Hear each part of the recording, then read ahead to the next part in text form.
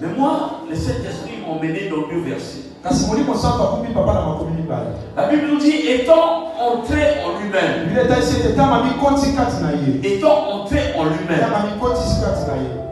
Quand la Bible parle en termes de entrer en lui-même, c'est une analyse personnelle que l'enfant a fait. C'est une autopsie. Pourquoi il est rentré en lui-même? Certainement qu'il a pensé que rien ne marche. Parce que quand on lit à partir du verset 12, on se rend compte que c'était un enfant qui s'est rebellé. Alléluia. C'est un enfant qui s'est rebellé contre son père, contre sa famille, parce qu'il a demandé la part des biens qui lui revenait. Il a demandé la part de bien qui lui revenait, je disais.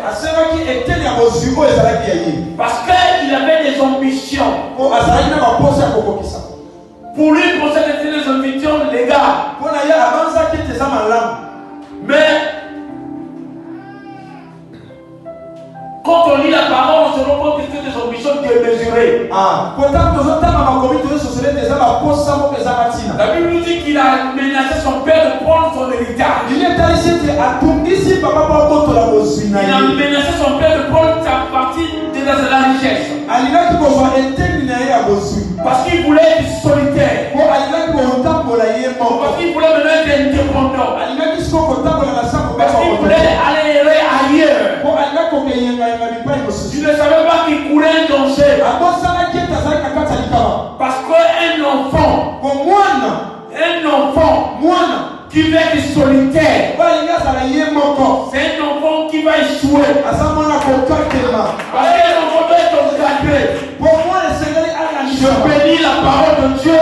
Parce que la parole de Dieu parle d'un enfant. La parole ne parle pas d'un adulte. Un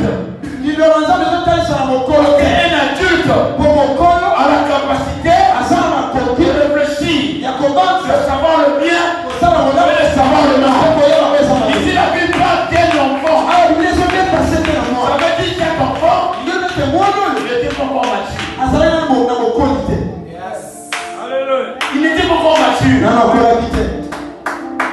Avant de quitter le père, avant de quitter la mère, tu dois te rassurer que tu es déjà mature. Beaucoup